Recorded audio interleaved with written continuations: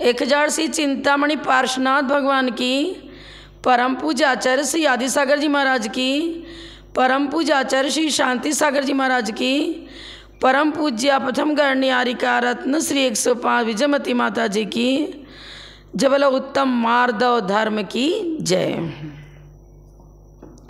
बंधुओं, कल मैंने आपको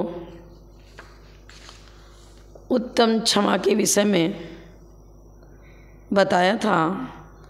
क्षमा एक ऐसा धर्म है जिसके माध्यम से हम मिथ्यात्व का वमन करते हुए अपने जीवन में सम्यक दर्शन को उत्पन्न कर सकते हैं और उस क्षमा के द्वारा महाव्रतों को अपने जीवन में साकार कर निकट भव में परमात्म पद की प्राप्ति भी कर सकते हैं। दसों ही धर्म परिणामों की विशुद्धि को गुणाकार रूप से बढ़ाने में मुख्य कारण है। क्षमा के बाद मार्दव धर्म आता है। मार्दव भी आत्मा का अनुजीवी गुण है। अनुजीवी मतलब साथ साथ रहने वाला, ये चारित्र गुण की पर्याय है। रत्नत्रय आत्मा का स्वरूप है और चारित्रम खलु धम्मो, ऐसा कहा भी है। धर्म और धर्मी में अविनाभाव संबंध होता है और जो सदा साथ साथ रहता है वही तो अनुजीवी गुण कहलाएगा। मार्दव भी आत्मा का अनुजीवी गुण है, स्वरूप है हमारा। आत्मा के मृदु परिणाम को हम मार्दव कहते हैं। मृदुर्भाव मार्दव। मृदु मतलब कोमल, मृदुता, कोमलता, विनम्रता, इसको हम मार्दव गुण कहते हैं। मार्दव गुण को ढकने वाली मान कषाय है। कषायों में मान का दूसरा नंबर है। धर्म में भी क्षमा के बाद मार्दव आता है। क्षमा को विकृत करने वाली कषाय क्रोध थी और मार्दव भाव को विकृत करने वाली कषाय मान है। क्रोध और मान ये दोनों द्वेष रूप हैं, तथापि इनके लक्षण में कुछ फर्क है। देखिए, जब आपको कोई गाली देता है और आपका अपमान करता है तो क्रोध कषाय जागृत हो जाती है, और जब हमारी कोई प्रशंसा करता है तो हमें बहुत अहंकार हो जाता है। मैं बहुत अच्छा हूँ, मेरे अंदर अनेक गुण हैं। अहंकार और ममकार की भावना अंतःस्थल में प्रवाहित होने लगती है। पर बंधुओं, ये दोनों ही परिणाम अज्ञान भाव को प्रदर्शित करते हैं, आत्मबल की हीनता, दीनता को प्रकट करने वाले हैं। बंधुओं देखिए, जिसका शारीरिक स्वास्थ्य कमज़ोर होता है उसे ठंडी हवा भी परेशान करती है, गर्म हवा भी परेशान करती है। जब गर्म हवा चलती है तो उसे लू लग जाती है और ठंडी हवा चलती है तो जुकाम होने की संभावना होती है। पर दोनों ही, चाहे ठंडी हवा हो चाहे गर्म हवा, आत्मिक स्वास्थ्य को हानि पहुंचाते हैं। क्यों? आत्मबल कमज़ोर है, शरीर बल कमज़ोर है। इसी प्रकार जिसके अंदर वीतराग परिणति की हीनता है, शरीर के प्रति ममत्व है, पर्याय बुद्धि है, वह व्यक्ति परेशान हो जाता है। क्रोध की हवा चले तो लू लग जाती है और मान की हवा चले तो जुकाम हो जाता है। निंदा की गर्म हवा लगने पर क्रोध की लू लग जाती है। प्रशंसा की ठंडी हवा लगने पर मान कषाय का जुकाम हो जाता है। निंदा शत्रु करते हैं और प्रशंसा मित्र करता है, पर दोनों के प्रति साम्य भाव रखेंगे तभी तो मार्दव धर्म प्रकट होगा। राग द्वेष की प्रवृत्ति दोनों ही तो हमारे आत्मस्वरूप को घातती हैं। इसलिए मित्र के प्रति अनुराग और शत्रु के प्रति द्वेष, ये दोनों ही तो हमारे साम्य भाव के घातक हैं। मान अग्नि है और मार्दव शीतल जल से भरा सुंदर सरोवर। मान एक विष तो है, पर ये मीठा विष है, मीठा जहर है। देखिए, जहर दो प्रकार का होता है, एक मीठा जहर, दूसरा कड़वा जहर। मान मीठा जहर है, यह भी हमारे आत्मिक गुणों को घातता है। और यदि हमने मार्दव को स्वीकार किया, मान कषाय को कम करना ही पड़ेगा। मान कषाय जागृत होती है पर्याय बुद्धि से। पर्याय तो क्षणिक हैं, कभी पुण्य के उदय से संपत्ति मिल जाती है, सुंदर रूप लावण्य मिल जाता है, लेकिन उस पर अहंकार नहीं करना चाहिए। ये तो कर्मजन्य पर्याय हैं, मिटती हैं, उत्पन्न होती हैं। स्वरूप तो हमारा आत्मिक गुण है। उन आत्मिक गुणों के प्रति हमारा स्वाभिमान जागृत होना चाहिए। आत्मोन्नति के लिए हमारी भावना निरंतर जागृत होनी चाहिए। हम आत्मिक गुणों की पहचान करें, परख करें, यही हमारा स्वाभाविक लक्ष्य स्वरूप है। इस स्वाभाविक गुणों के उत्थान हेतु निरंतर प्रयत्नशील होना चाहिए। बंधुओं, मार्दव के बिना हमें मोक्ष मार्ग नहीं मिल पाएगा।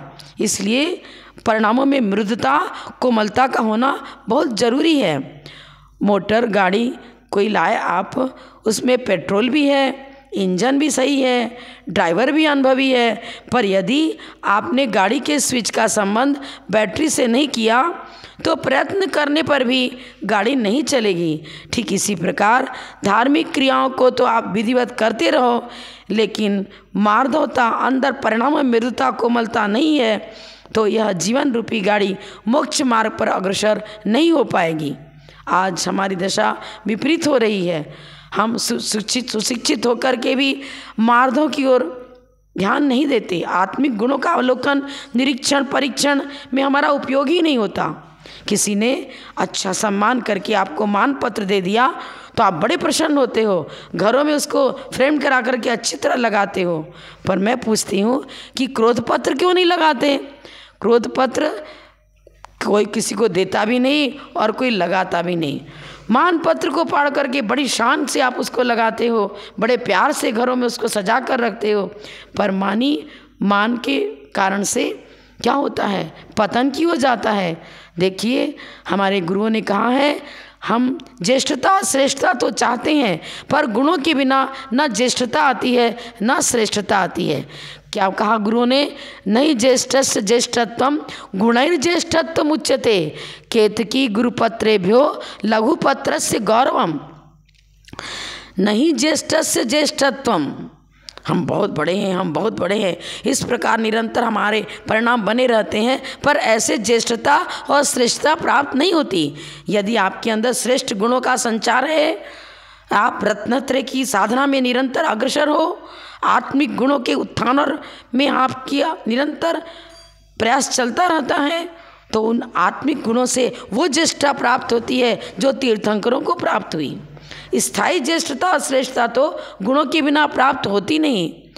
केतकी का पत्ता बहुत बड़ा बड़ा होता है और तुलसी का पत्ता बहुत छोटा, लेकिन महत्व तो हम तुलसी पत्र को देते हैं क्योंकि उसमें गुण अनेक हैं, वो अनेक प्रकार के हर दृष्टि से लाभदायक है। ठीक इसी प्रकार से यहाँ भी समझना चाहिए, हमें कोई अच्छा पद मिल गया, अच्छा पोस्ट मिल गया, तो उसके कारण से अहंकार और ममकार जागृत नहीं होना चाहिए। हमें नम्र स्वभाव भी होना चाहिए। अपने से जो नीचे दर्जे के लोग हैं उनके प्रति भी वात्सल्य भाव रखो, प्राणी मात्र के प्रति वात्सल्य की भावना जगनी चाहिए, और यही वात्सल्य हमें तीर्थंकर प्रकृति के बंध का कारण भी बन सकता है। तो हमें कर्तव्यशील बनो, अधिकार की चेष्टा मत करो। अधिकार मिलने पर भी उस अधिकार के प्रति अहंकार ममकार जागृत नहीं होना चाहिए। कर्तव्यशील रहो, प्राणी मात्र के प्रति, परिवार के प्रति, देश के प्रति, समाज के प्रति जो सदा कर्तव्यशील रहता है वही पृथ्वी पर यशस्वी बनता है, वही महान बनता है, और वही निकट भाव में मोक्ष मार्गी होता हुआ मुक्ति को भी प्राप्त कर लेता है। भगवती आराधना में लिखते हैं, विनयो मोक्षद्वारम विनयादो संयमो तवो नाणम। विनय के बिना मोक्ष मिलता नहीं, विनय ही मोक्ष का द्वार है, और विनय से ही संयम तप हमारा निरतिचार पलता है, और हम उस संयम तप के द्वारा अपने जीवन को अरहंत अवस्था तक ले जा सकते हैं। विनय भाव ही हमारे लिए वो उज्जवल रोशनी देता है, कुल को उज्जवल करता है, जीवन को उज्जवल बनाता है। चंद्रमा के समान शीतलता को देने वाला, आत्मिक गुणों को विकसित करने वाला यह विनय भाव है। उसे ही हम मार्दव धर्म कहते हैं। देवेंद्र चक्रवर्ती, मंडलिक राजा, ऐसे ऐसे श्रेष्ठ पर्यायों की प्राप्ति भी पुण्य से प्राप्त होती है, और वो सातिशय पुण्य विनय के बिना मिलता नहीं, मार्दव के बिना होता नहीं। जब आप द्रव दृष्टि बनाओगे तभी ये विनय भाव जागृत हो सकता है। द्रव दृष्टि का मतलब प्राणी मात्र के प्रति, वही हर जीव के अंदर हमें रत्नत्रय नजर आना चाहिए। हर जीव के अंदर हमें 10 गुणों का अंबार नजर आना चाहिए। हर जीव के अंदर गुणों का अंबार दिखना चाहिए, क्योंकि प्राणी अनेक गुणों का पुंज है। जीव के अंदर अनेक धर्म होते हैं, उन सब गुणों का समन्वय प्रत्येक प्राणी के अंदर है। ठीक इतना ही अंतर है कि आविर्भाव और तिरोभाव, कि किसी ने उन गुणों को प्रकट कर लिया है और कोई अभी प्रकट नहीं कर पाए। तो द्रव्यार्थिक ने हमें बताता है, क्या बताता है? जीवा जिणवर जो मुणहि, जिणवर जीव मुणहि, सो संभाव परठौ लहु निर्वाणम नहीं। जीव को जिनवर समझो, जिनवर को जीव। पर्यायार्थिकने से ये चर्चा नहीं हो रही है, द्रव्यार्थिकने से। कर्मोपाधि निरपेक्ष शुद्ध द्रव्यार्थिक ने बताता है प्रत्येक जीव के अंदर जिनवर बनने की योग्यता है। यदि वो भव्य है तो अनंत अवस्था को प्राप्त कर लेता है, ऐसा विचार हमारे अंदर होगा। प्राणी मात्र के प्रति हमारे अंदर सद्भावना जगेगी और यह द्रव्यार्थिक नय का विषय हमें साम्य भाव को उत्पन्न करने में मुख्य कारण बनेगा। तो हमें क्या करना है? मार्दव धर्म को स्वीकार करना है। मार्दव ही एक ऐसा गुण है जिसके द्वारा हम कसार रूपी चट्टान को उखाड़ फेंकते हैं। लेकिन विनय किसकी करनी चाहिए ये भी ध्यान रखो। रत्नत्रयधारी गुणाधिकेषु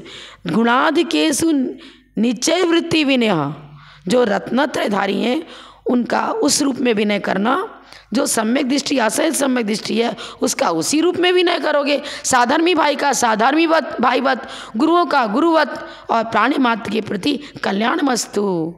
आपको भी मोक्ष मार्ग मिले, आप भी जैन धर्म को स्वीकार करके मोक्ष मार्ग पर अग्रसर हो, ऐसे उनके प्रति हित की भावना रखो। तो यथायोग्य विनय। एक इंद्रिय 2 इंद्रिय जीव है, क्या उनके प्रति हीन भावना रखना जैन धर्म बताता है क्या? नहीं, उनके प्रति भी। कब ये जीव उस एकेंद्रिय पर्याय से छूट करके संगी पंचेंद्रिय पर्याय को प्राप्त करेगा और कब उसका भी उत्थान होगा? ऐसी भावना हमारे अंतःस्थल में निरंतर प्रवाहित होना चाहिए। जब ही तो पूजन के अंदर अष्टद्रव्य की व्यवस्था है। ये अष्टद्रव्य चाहे जल, चंदन, अक्षत, पुष्प, नैवेद्य जो भी आप चढ़ाते हो, ये सब हमें एकेंद्रिय पर्याय से एकेंद्रिय जीवों से प्राप्त होता है। इनको हम पूजन विधि में काम में लेते हैं तो इनको ही पुण्यार्जन होता है। और क्योंकि भले ही आपने मूर्ति बनाई, पाषाण पर बड़ा बड़ा विस्फोट किया और वो पृथ्वी का एक कलेवर तो छूट गया, जीव दूसरी गति में गया, लेकिन उसके पाषाण से जिन बिंब बन रहा है तो वह जीव किसी भी गति में हो उसको पुण्यार्जन होता है। और इसी पुण्य के द्वारा एकेंद्रिय पर्याय से छूटता हुआ वह संगी पंचेंद्रिय पर्याय को प्राप्त करता है। जैन धर्म विश्व धर्म इसीलिए तो कहलाता है। प्राणी मात्र के प्रति हित की भावना रखने वाला ये जैन धर्म ही हमें अपने एक ऐसी विभूति देता है। यही हमारी स्थायी विभूति है, यही संपत्ति है। इसको अपने जीवन में अपनाने का प्रयास करो। निश्चय ही आप निकट भाव में अपनी आत्मा को परमात्मा बना सकते हो, जन्म जरा मृत्यु के कष्ट से छूट सकते हो। पर करना क्या होगा? विनय का स्वरूप ही समझो। आचार्य लिखते हैं, कषायेन्द्रिय विनयनम विनय। कषार इंद्रियों को वश में करना। कषाय जब तक समित नहीं होगी, इंद्रियों के प्रति जो हमारा अनुराग जागृत हो रहा है, पंचेंद्रिय विषयानुराग को जब हम छोड़ेंगे और अपनी गति को बदलेंगे, हमारी दौड़ पंचेंद्रिय विषयों की ओर हो रही है, उसको वहाँ से हटा करके आत्मिक गुणों के आत्मनिरीक्षण, आत्म परीक्षण, आत्म संशोधन में लगा दो। बस यही तो करना है। यही आचार्य बता रहे हैं, कषायेन्द्रिय विनयनम विनय। कषाय इंद्रियों को वश में करना, इसको विनय कहते हैं। विनय के 5 भेद बताए हैं। मार्दव धर्म को अपने जीवन में लाने के लिए इस 5 प्रकार के विनय को हमें जीवन में साकार करना पड़ेगा। सम्यक ज्ञान की विनय, सम्यक दर्शन की विनय, सम्यक चारित्र की विनय, सम्यक तप की विनय और उपचार विनय। रत्नत्रय गुणों के भी विनय करो और गुणी की भी विनय करो। अन्य धर्मों में गुणों की विनय की चर्चा ही नहीं आती है। ये तो हमारे जो भी इष्ट देव हैं उन देवों की पूजा करते हैं, पर हमारे आचार्य बता रहे हैं वो तो पूज्य हो चुके। अपने को पूज्य बनाने के लिए अपने अंदर छिपे हुए आत्मिक गुणों को विकसित करो। अहंकार ममकार को छोड़ो। अहंकार और ममकार की चर्चा यदि हम करें तो क्यों हमारे अंदर अहंकार पैदा होता है? हमारे आचार्य बता रहे हैं 8 प्रकार का मद होता है। 8 गुण के निमित्त से ये अहंकार जागृत होता है। जैसा कि रत्नकर्ण शावकाचार्य में समंतभद्राचार्य ने लिखा है, ज्ञानम पूजाम कुलम जातिम बल मृद्धिम तपो वपु अष्टावासित्य मानित्वम स्मय माहुर गतस्म्या। कभी आपको ज्ञान अच्छा ज्ञान हो गया, शिवसम अच्छा है, चारों योग के हम ज्ञाता हो गए, तो क्या अहंकार ममकार करेंगे क्या? अरे जब तक केवल ज्ञान प्राप्त नहीं हुआ तब तक हम सब अल्प ज्ञानी हैं। ज्ञानावरण कर्म का शिवसम तो घटता बढ़ता है, जो घटता बढ़ता रहता है उसके प्रति अहंकार ममकार क्या? केवल ज्ञान ज्योति जब प्रकट हो जाएगी तभी तो हम ज्ञानी कहलाएंगे, पर केवल ज्ञान होने के बाद अहंकार ममकार रहता ही नहीं। छावसमिक ज्ञान वाले वो भी जब मिथ्यात्व का तीव्र उदय होता है तब यह जीव पर्याय बुद्धि रखता है और ज्ञान हो जाने पर अहंकार ममकार जागृत हो जाता है। इसी प्रकार अच्छे उच्च कुल में पैदा हो गए, सब लोग हमारी पूजा आराधना विशेष करते हैं, बल अच्छा मिल गया, कुछ रिद्धियाँ प्राप्त हो गई, विशेष तप हो रहा है, शरीर सुंदर मिल गया, तो क्या ये चीज़ें पर्याय हमारे पुण्य पाप के फलस्वरूप ये चीज़ मिलती हैं और विलीन भी होती हैं? जो विलीन भी होता है मिटता भी है वो तो स्थायी है ही नहीं, और ये पर्याय तो इनके प्रति क्या अहंकार ममकार करते हो? तुम्हारा अनुजीवी गुण जो आत्मिक गुण है, उत्तम, क्षमा, मार्दव, आर्जव, ये गुण हमारे जीवन को अलंकृत करते हैं।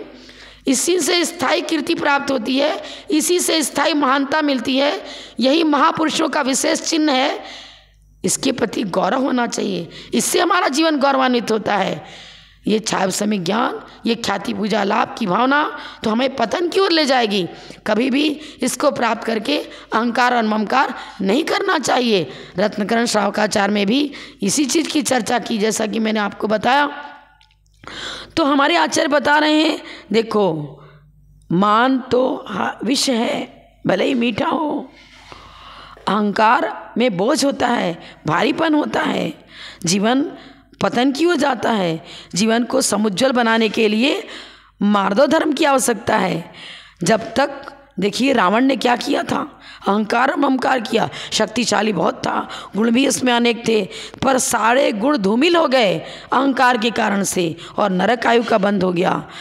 प्रमाद को बल देने वाला यह अहंकार और ममकार है। कंस की क्या दुर्दशा हुई, अर्कीर्ति जो चक्रवर्ती का पुत्र था, विशेष पुण्यशाली तो था, लेकिन अहंकार और ममकार हो गया। जय कुमार से परास्त होना पड़ा उसे। धर्म की विजय होती है, चारित्र की विनय होती है, संयम की विजय होती है, और कीर्ति इस बात को भूल गया था और अहंकार ममकार के चक्कर में पड़ करके इतना क्रुद्ध हो गया, जय कुमार से युद्ध किया और परास्त भी हुआ। मनुष्य का अहंकार उसकी प्रगति को रोक देता है। यदि आपकी नाव लंगर से बंधी हुई है तो चलेगी तो सही, लेकिन जहाँ थी वहीं की वहीं रह जाएगी, आगे नहीं बढ़ पाती है। तो हमें यही कहना है कि हमें अपने जीवन में इस महापर्युषण पर्व के अवसर पर ये प्रतिज्ञा करनी चाहिए, इस प्रकार का संकल्प करना चाहिए कि हम कभी भी पर्याय बुद्धि नहीं रखेंगे। आत्मिक गुणों का परीक्षण करो, इसको विकसित करो। आत्मिक गुणों के बिना हमारा उत्थान हो ही नहीं सकता। गुणा सर्वत्र पूज्यन्ते, इन गुणों के प्रति अहंकार तो होगा ही नहीं, क्योंकि द्रव्य दृष्टि रखने वाला व्यक्ति तो ये जानता है प्रत्येक द्रव्य के अंदर, प्रत्येक जीव के अंदर सिद्धवत गुणों का अंबार भरा पड़ा हुआ है। क्या आपने दीपक जलाया और किसी कलश से, जिसमें थोड़ा छिद्र भी था, ढक दिया तो बाहर में प्रकाश नहीं आ रहा है, पर दीपक का स्वभाव है प्रकाश करना, प्रकाश और ताप उसका गुण है। ऐसा सोचोगे तो जो पतित हैं, जो मिथ्या दृष्टि है, विधर्मी हैं, उनके प्रति भी आपको देखकर हीन भावना जागृत नहीं होगी। किसी के प्रति हीन भाव मत रखो, लेकिन हम नमस्कार उन्हें करेंगे यथा योग गुण स्थान के अनुसार। एकेंद्री से लेकर असंगी पंचेंद्री पर्यंत उनको कर्म फल चेतना होती है, पर उनके प्रति भी हम हीन भावना नहीं रखेंगे। उनके यही सोचेंगे कि कब ये मौका मिले जब ये एकेंद्रीय जीव भी उस पर्याय से छूट करके मोक्ष मार्ग को प्राप्त करे, संगी पंचेंद्रीय पर्याय को प्राप्त करे, कर्मभूमि मनुष्य पर्याय को प्राप्त करता हुआ कब उसका भी हित होगा, कब उसका भी उत्थान होगा। प्राणी मात्र के प्रति जो हित की भावना होती है यदि वो अंतःस्थल में प्रवाहित होने लग जाए तो निश्चित ही हम उस मार्दव धर्म को अपने जीवन में साकार कर पाएंगे। और मृदुता मतलब प्राणी मात्र के प्रति हित की भावना, कल्याण की भावना और द्रव्य दृष्टि बनाओ। आत्मनिरीक्षण, आत्मपरीक्षण, आत्मसंशोधन में लगोगे तभी कसायों का उन्मूलन हो सकेगा। अहंकार और ममकार से हम बच सकेंगे और आत्मिक गुणों को विकसित करते हुए उत्तम मार्दव धर्म, उत्तम ने उन्मूलन कर दिया है।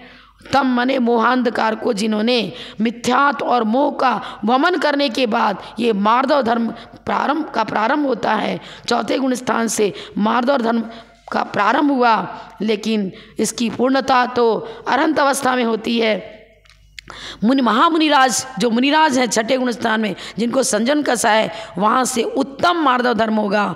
लेकिन उस उत्तम मार्दव धर्म को प्रकट करने के लिए प्रयास तो पहले से ही करना पड़ेगा। जो सम्यक दृष्टि जीव है वह भी सौम्य प्रकृति का होता है, अहंकार ममकार नहीं करता है, क्योंकि हमारे आत्मिक गुणों का घात करने के लिए भी मैंने बताया ज्ञानम पूजाम कुलम जाति, इस श्लोक के द्वारा समझ लो 8 प्रकार के मान कषाय को छोड़ना पड़ेगा। और वो पर्याय बुद्धि जब समाप्त होगी तभी मान कसाय हटेगी। द्रव्य दृष्टि बनाओ, आत्मिक गुणों का चिंतन मथन में लगो, आत्मनिरीक्षण, आत्मनिरीक्षण, आत्मसंशोधन में लगोगे तो निश्चित ही ये मार्दव धर्म से हमारा जीवन सुसज्जित होगा, अलंकृत होगा और स्थायी सुख शांति को हम प्राप्त कर सकेंगे। जब लो उत्तम मार्दव धर्म की जय।